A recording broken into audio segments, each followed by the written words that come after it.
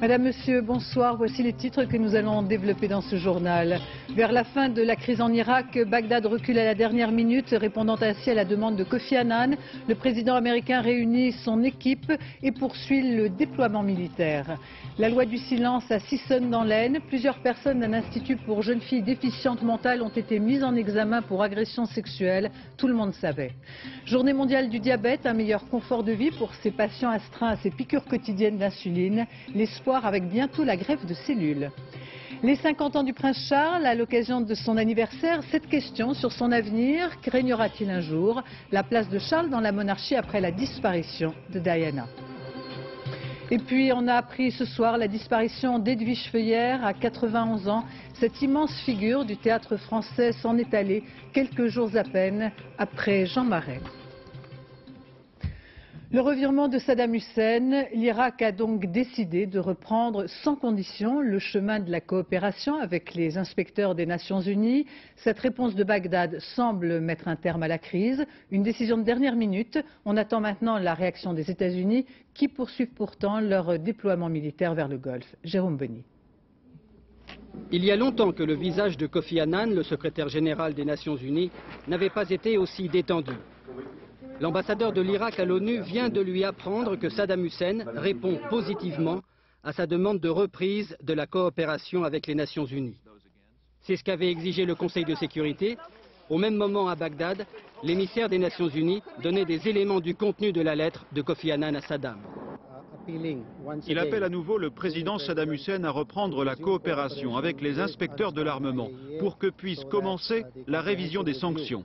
Cette révision, le Conseil de sécurité l'a déjà acceptée. Alors est-ce que cela veut dire que Bagdad aurait obtenu un calendrier de levée des sanctions dont souffrent les Irakiens depuis la guerre du Golfe en 90? Cet embargo aérien, maritime et commercial qui ne permet que l'arrivée au compte-gouttes de produits de première nécessité. L'accord pétrole contre nourriture autorise tout juste des exportations d'hydrocarbures irakiens pour subvenir aux besoins les plus élémentaires. Les Américains ont toujours été intraitables sur la levée de ces sanctions contre l'Irak.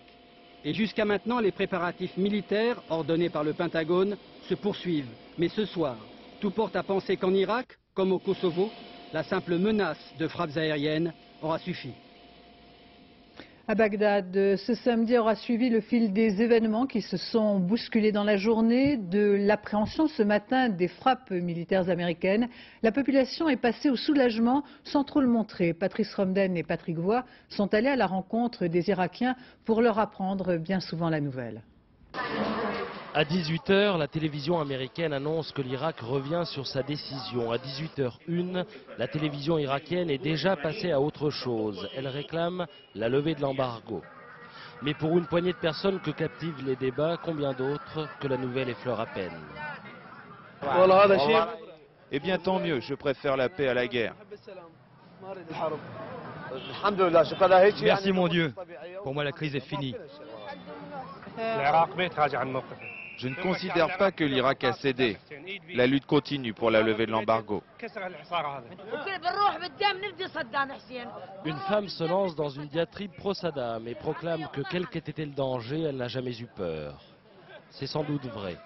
Alors que la crise semblait à son apogée, la journée avait débuté au stade de Bagdad par les préparatifs de la grande parade prévue pour demain soir. Il est ici question de célébrer l'immortalité d'une ville que l'on dit vieille de 4000 ans et dont rien ne saurait perturber la nonchalance.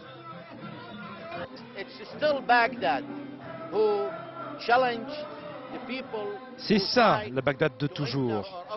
Celle qui relève le défi des occupants. Cette ville s'est défendue tout au long de l'histoire contre les agressions. Qu'elles viennent de l'Est, de l'Ouest ou des missiles américains. Non loin de là, calés entre une décharge et un cimetière, guettés par l'oubli, les vestiges d'une splendeur passée. La porte du mur de Bagdad symbolise en effet l'avènement d'une civilisation. Elle n'est que ruine, mais les Bagdadiens en sont fiers. Et en direct de Bagdad, Patrice Romden, quelles sont les premières explications qui permettent de comprendre le revirement de dernière minute de Saddam Hussein?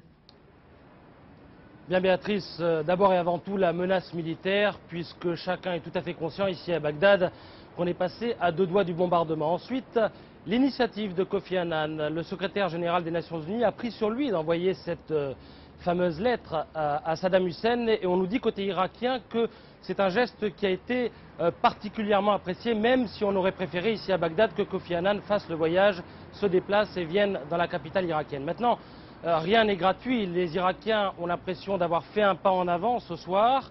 Ils ne veulent pas perdre la face et ils espèrent en retour obtenir quelque chose rapidement de New York. Alors bien sûr, ils ont des idées à ce sujet. Ils aimeraient par exemple que les contrôleurs de l'UNSCOM, qui vont sans doute revenir, ferment certains dossiers, le dossier balistique ou le dossier nucléaire, dont on nous dit de sources sûres qu'il aurait pu être fermé déjà dès juillet dernier, et cela n'a pas été le cas pour des raisons politiques.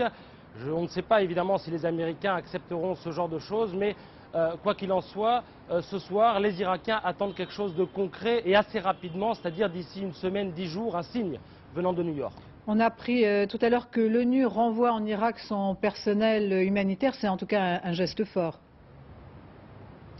Oui, le personnel humanitaire revient demain, effectivement. Il avait quitté Bagdad mercredi dernier.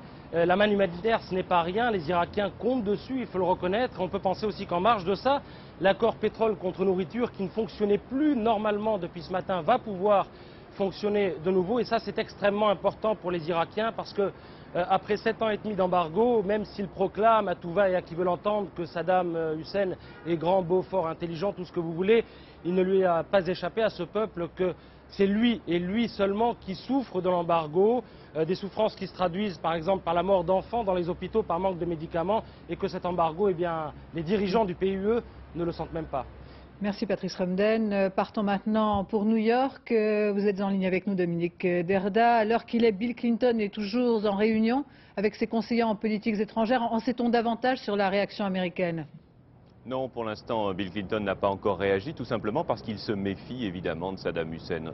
Officiellement, le président irakien n'a pas posé de conditions à la reprise du travail des inspecteurs de l'ONU, mais il a ajouté à sa lettre un certain nombre de souhaits. Ce ne sont pas des conditions au sens strict, ce sont des souhaits. Le souhait le plus important, bien évidemment, est qu'on fixe un calendrier pour la levée, en tout cas partielle au moins, de l'embargo. Or, cette condition, ce souhait, pour Bill Clinton, c'est totalement inacceptable. Je crois qu'on peut dire aujourd'hui encore que pour les Américains, tant que Saddam Hussein restera au pouvoir en Irak, il est inimaginable que les sanctions soient levées. À l'évidence, en tout cas, une victoire de la diplomatie et un nouveau satisfecit pour Kofi Annan. Oui, c'est une victoire de la diplomatie, bien sûr, parce qu'on croit savoir ici aux États-Unis que les Américains avaient l'intention de bombarder dès cette nuit l'Irak. Alors c'est une victoire, mais pourtant l'ambiance aux Nations Unies aujourd'hui n'est pas à l'euphorie comme elle l'était, souvenez-vous, en février dernier, quand Kofi Annan avait obtenu de Saddam Hussein qu'il signe des accords. On a le sentiment qu'on l'a échappé belle, qu'il s'en fallait d'un cheveu pour que les raids aériens américains commencent.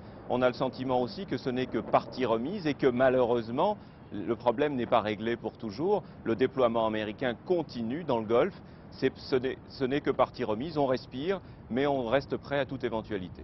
Merci Dominique Derda. Voyons maintenant les réactions de l'État français. D'abord de Mexico, Jacques Chirac a demandé à l'Irak de reprendre sans réserve sa coopération. Et puis pour sa part, le Premier ministre Lionel Jospin est intervenu en fin d'après-midi. Je vous propose de les écouter. Il faut naturellement que les engagements pris soient maintenant concrétisés. Il faut que l'Irak reprenne sa collaboration sans réserve avec l'ONU, et ce n'est que lorsque cette coopération sans réserve aura été reprise que l'on pourra dire que la crise est dénouée, comme chacun le souhaite. Et vous me permettrez de rendre un hommage particulièrement appuyé, un hommage fort, au secrétaire général de l'ONU, à M. Kofi Annan, qui, à nouveau, a eu un rôle déterminant dans ce que j'espère devoir être la solution de cette crise. Je me réjouis des indications qui semblent faire valoir que l'Irak cherche à sortir de la crise déclenchée depuis au moins un mois par une évolution positive, et j'espère simplement que ce pays concrétisera ses engagements dans les jours qui viennent. En France, à Sissonne, dans l'Aisne, la loi du silence avec cette nouvelle affaire d'agression sexuelle qui ne peut que susciter l'indignation. Ce sont des jeunes filles pensionnaires d'un institut spécialisé dans les déficiences mentales qui en étaient les victimes. La culpabilité et la complicité de certains qui savaient et qui ont préféré se taire. Thierry Curtet, France Vaillant. Nous l'appellerons Sophie. Elle est restée 2 ans à l'Institut pour l'enfance déficiente de Sissonne. L'année dernière, sa mère constate un blocage, une souffrance. Elle ne veut pas retourner à l'école, elle mettra du temps à se confier. Quand on était dans les bois, on allait faire du jogging. Et les autres étaient partis faire du basket. Alors ils me donnaient la main. Et après, ils m'embrassaient. Et après, il a mis sa main au cou, je pense. Sophie n'est pas la seule victime. 2 éducateurs sont témoins d'autres faits. En 1996, Isabelle et André les signalent à leur direction. Rien ne se passe. Ils insistent, ils dérangent. Il faudra attendre le mois de juin. Un 3e employé dépose cette fois-ci une plainte à la gendarmerie. L'enquête démarre enfin. Entre-temps, les relations se sont envenimées. Les 3 personnes sont convoquées par la direction de l'établissement. Ça s'est terminé, qui m'a dit bon, on est satisfait de vos services, ça serait dommage qu'on se sépare de vous, quoi. En gros, c'était ça. Dépression. Oui. Et c'est allé jusqu'où? C'est allé jusqu'à un licenciement. Licencié pour avoir dénoncé les agissements. Et pourtant, la rumeur publique colportait déjà des informations alarmantes. Et pourtant, la gendarmerie est mitoyenne de l'Institut. Le président du conseil d'administration est aussi le maire de la commune et l'ancien sénateur. C'est lui qui a licencié. Il s'agit, dit-il, d'un règlement de compte interne. Je suis président d'une institution et que je sache ou que je ne sache pas tout ce qui s'y passe, le président est responsable mais pas forcément coupable. Le procureur a prévenu que l'ancien sénateur sera immanquablement mis en examen. 3 personnes sont poursuivies par la justice pour agression sexuelle, 4 autres pour avoir tenté d'étouffer l'affaire. Il y a tout juste 2 ans, disparaissait la petite Marion. Malgré une mobilisation sans précédent, l'enquête à ce jour n'a rien donné. Et les parents lancent une nouvelle fois un appel pour que l'on retrouve leur fille qui aurait aujourd'hui 12 ans. David Bazier, Philippe Dumail. Les parents de Marion, 2 ans après sa disparition, avec toujours cette angoissante question vissée au cœur.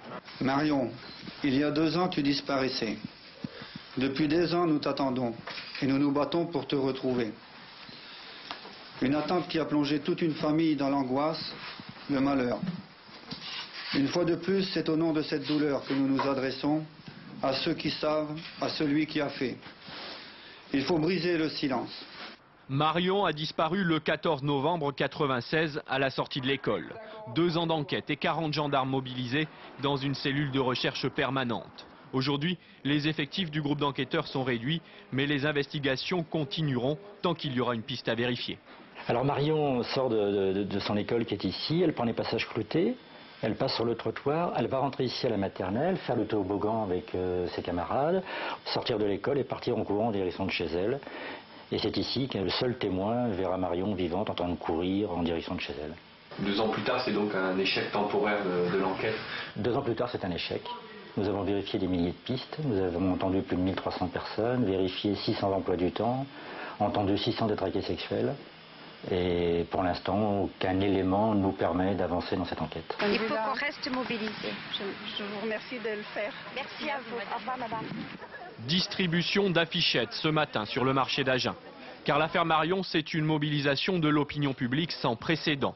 Des millions de photos diffusées et récemment, les gendarmes ont même conçu un portrait scientifiquement vieilli, le visage qu'aurait Marion 2 ans après. À Lille, après la mort dans un commissariat d'un jeune Zaïrois, une information judiciaire pour homicide involontaire et non-assistance à personne en danger a été ouverte.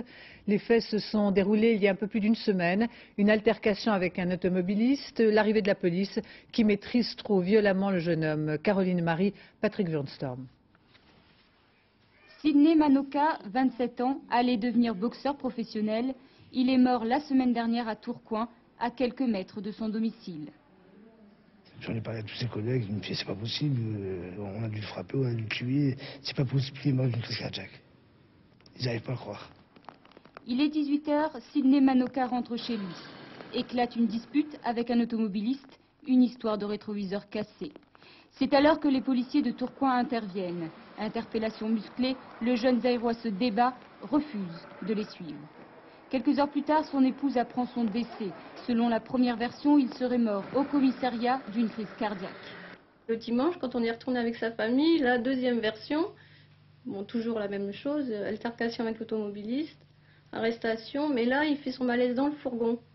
Alors moi, je demande pourquoi, vous ne l'avez pas emmené tout de suite à l'hôpital. Et là, ils me disent, ben, on croyait qu'il simulait un malaise, on a pris son pouls, il était encore vivant. L'inspection générale de la police nationale s'est rendue sur place pour mener une enquête. Hier, le procureur adjoint de Lille a ouvert une information judiciaire pour homicide involontaire et non-assistance à personne en danger. Le juge d'instruction va probablement faire des commissions rogatoires pour aller encore plus loin, mais l'élément essentiel, c'est évidemment le rapport d'autopsie qui nous dit tout ou presque tout. Le rapport attribue le décès du jeune homme à, je cite, un processus asphyxique par compression thoracique. SOS Racisme se mobilise avec la famille pour que toute la lumière soit faite. Après l'évacuation hier des sans-papiers en grève de la faim à la mairie de Limeil-Brévannes, 6 de ces sans-papiers ont regagné la salle du conseil municipal. 3 autres restent hospitalisés. Ils sont actuellement sous perfusion. Leurs jours ne sont pas en danger. 10 jours après la sortie du livre de Christine Devier-Joncourt, celle qui a été l'amie de Roland Dumas et la collaboratrice de la société Elf se justifie. Elle revient notamment sur la nature de ses relations avec le président du Conseil constitutionnel et parle des commissions qu'elle a perçues. Jacques Cardoz et Jean-François Giorgetti l'ont rencontrée à Toulon au Festival départemental du livre. L'histoire qu'elle signe se vend plutôt bien. L'ouvrage de Christine Devier-Joncourt remporte un grand succès. 90 000 exemplaires vendus en 10 jours. Un livre qui évoque bien sûr la nature de ses relations avec Roland Dumas. Mais pour le président du Conseil constitutionnel, ce récit relève davantage de l'imagination que de la réalité. Il faut dire que c'est précisément ce livre qui a relancé la polémique autour de son éventuelle démission. Le fait que Roland Dumas, d'une certaine manière, vous ait lâché. Je crois qu'il a quand même été très secoué et très agressé. Je pense pas qu'il m'ait, bon, bien sûr, lâché. Je pense qu'il se protège aussi. Je crois qu'il est fatigué, il doit être fatigué. Dans ce livre, Madame Devier-Joncourt met principalement en cause l'ex-bras droit du PDG d'Elf, Alfred Sirvin. C'est lui qui l'aurait investi d'une mission de lobbying auprès de Roland Dumas afin d'acquérir certains contrats. Des acquisitions accompagnées de commissions financières, elle n'en fait pas mystère. C'est vrai que dans ce genre d'entreprise, les commissions, ça s'est dévoilé à l'occasion de cette affaire. C'est vrai qu'il y a des commissions pour remporter des gros marchés qui sont souvent énormes et qui peuvent effrayer. Et pour vous, ces commissions, c'est l'apanage de ce type de contrat? Oui, d'une certaine manière, c'est logique. C'est comme ça que ça fonctionne, que ça a toujours fonctionné. Et ça fonctionnera toujours comme ça pour vous? Probablement, de l'intérieur, tel que vous avez vécu les choses, oui. Probablement, oui. Et ça continue.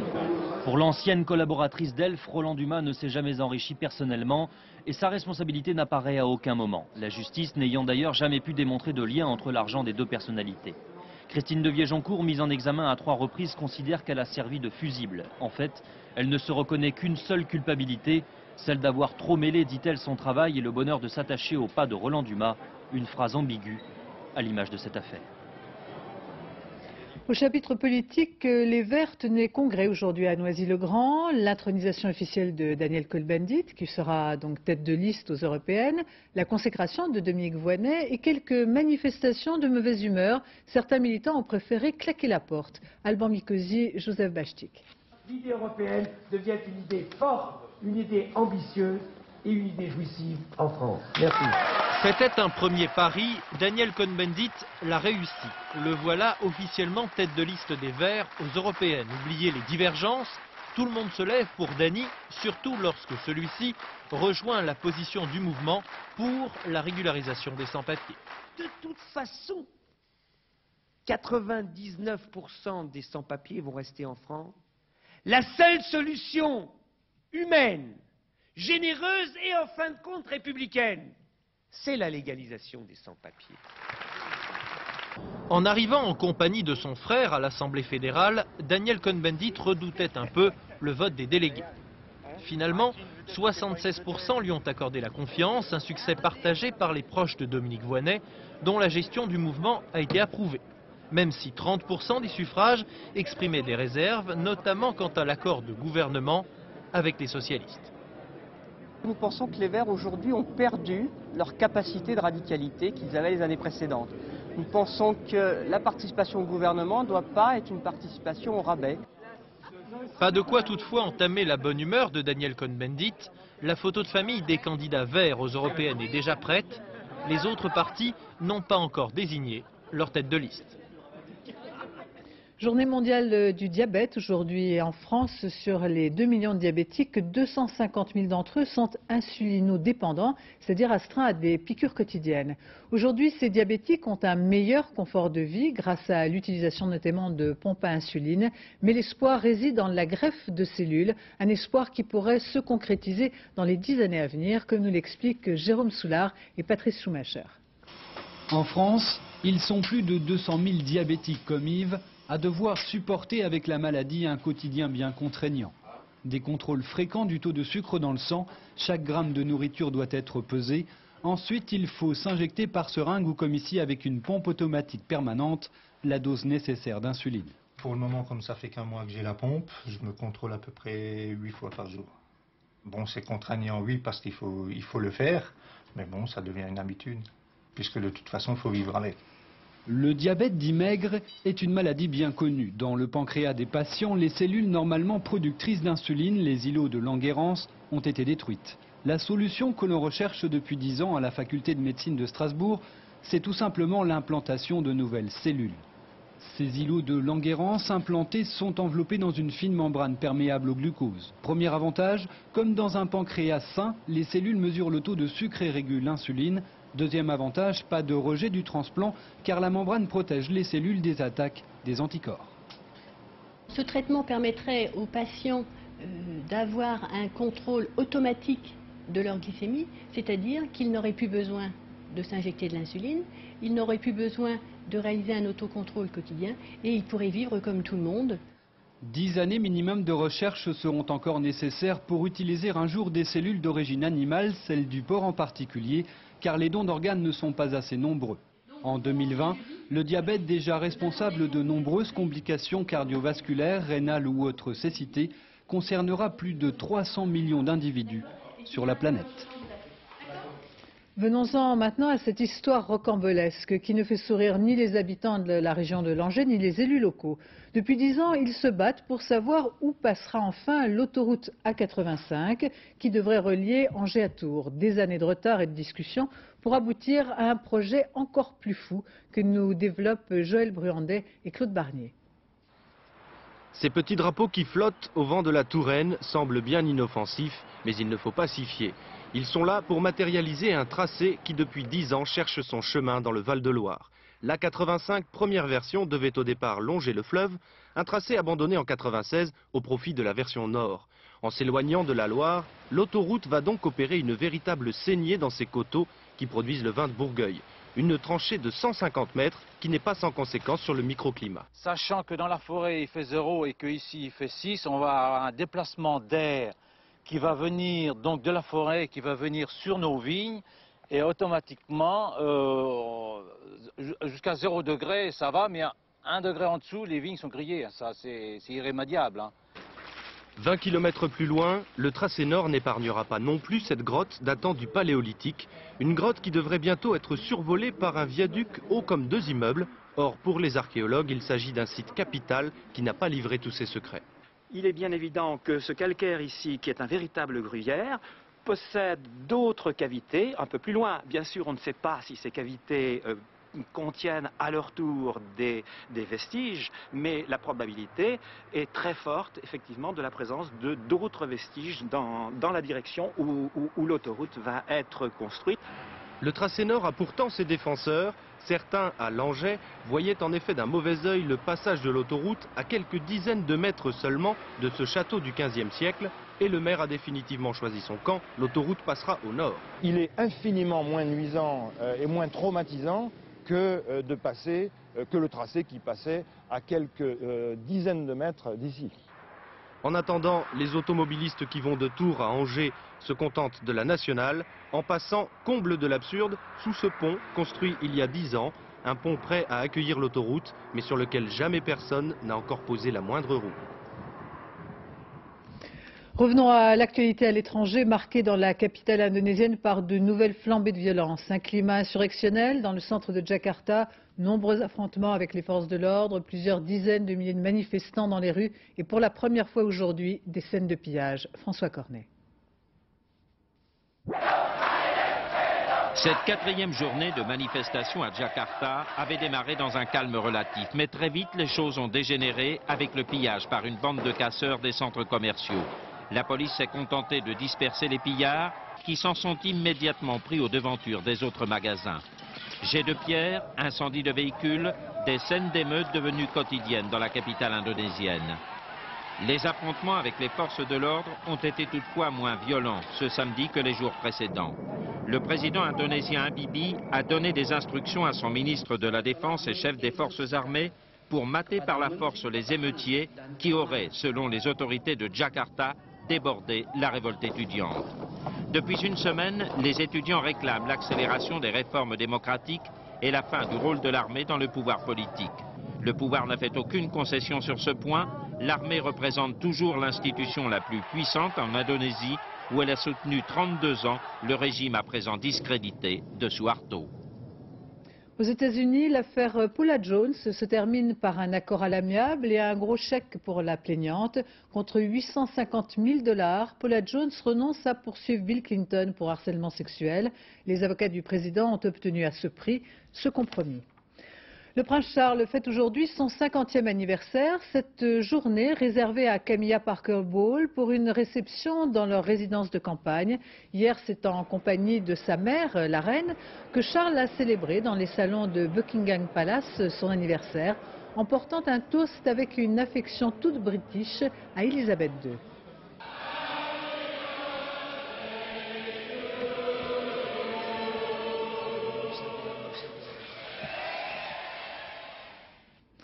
Cet anniversaire du prince Charles, l'occasion de s'interroger sur l'avenir du fils aîné de la reine Elisabeth. Régnera-t-il un jour? Quelle place occupe-t-il aujourd'hui dans la monarchie et dans le cœur des Anglais après la disparition de Diana? Étienne Lénart. Happy birthday to you. Pour celles et ceux que les choses de la couronne d'Angleterre ravissent, acclamons donc les 50 ans du prince Charles. L'autre soir, c'est une ancienne Spice Girls qui était venue sur commande lui dire façon Marilyn Monroe combien son peuple était touché de le savoir quinquagénaire.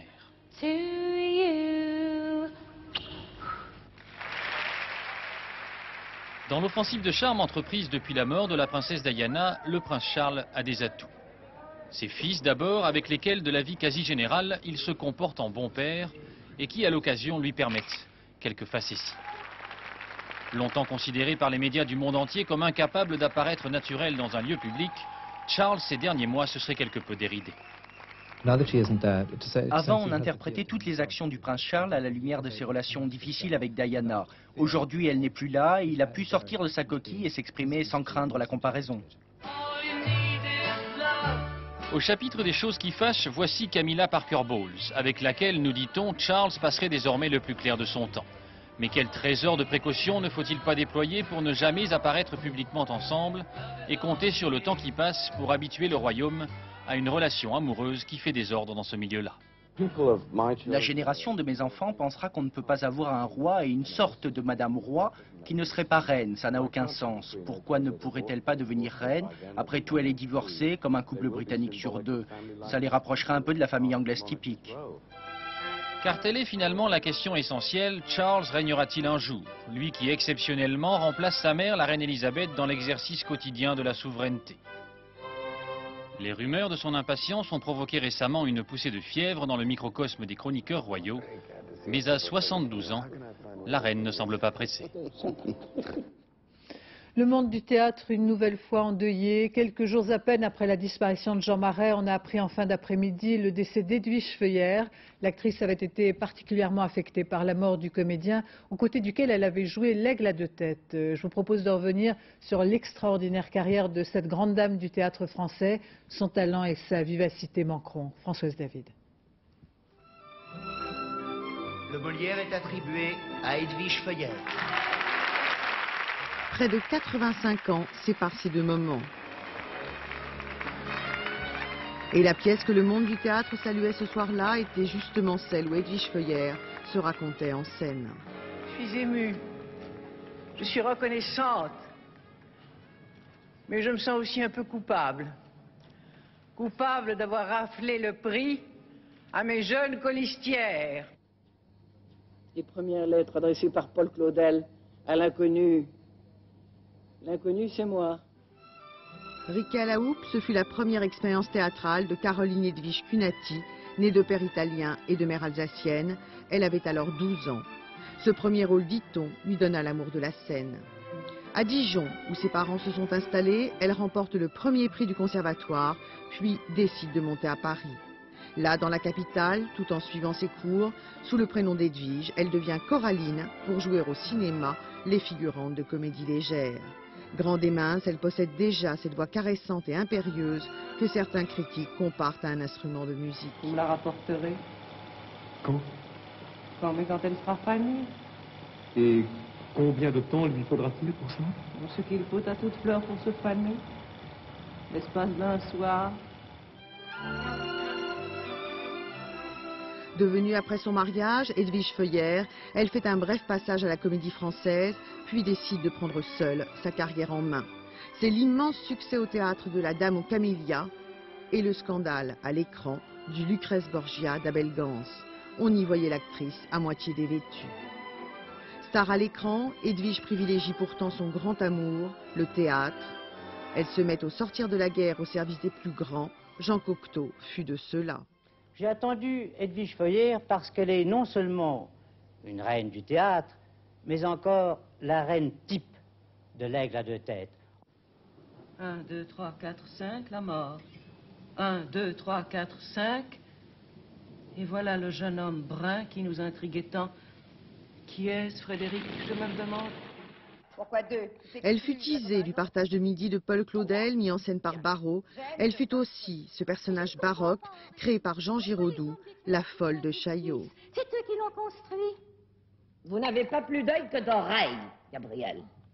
Sinon vous auriez vu que tous ces hommes qui partout se donnent des airs de constructeurs sont voués secrètement à la destruction. J'ai été accompagnée toute ma vie par les personnages que j'ai joués.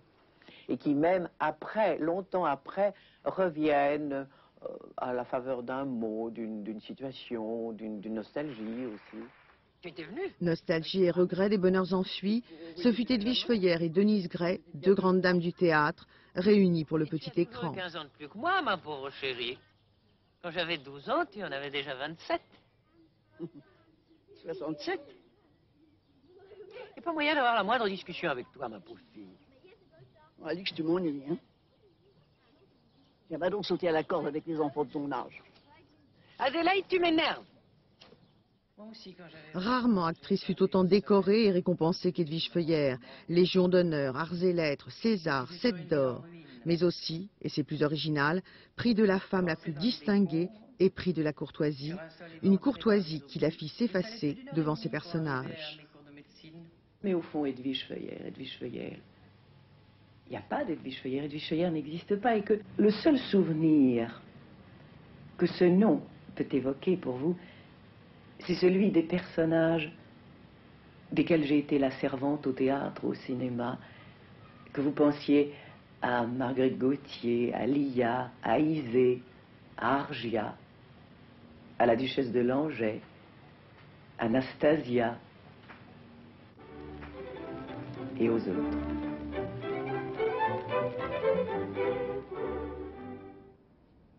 Aussitôt connue, la disparition d'Edwige Feuillère a suscité évidemment une grande émotion. Voici les premières réactions, celles de Lynn Renaud, de Patrice Chéreau et de Guy Bedos, qui associent cette disparition à celle de Jean Marais. C'était un monstre sacré.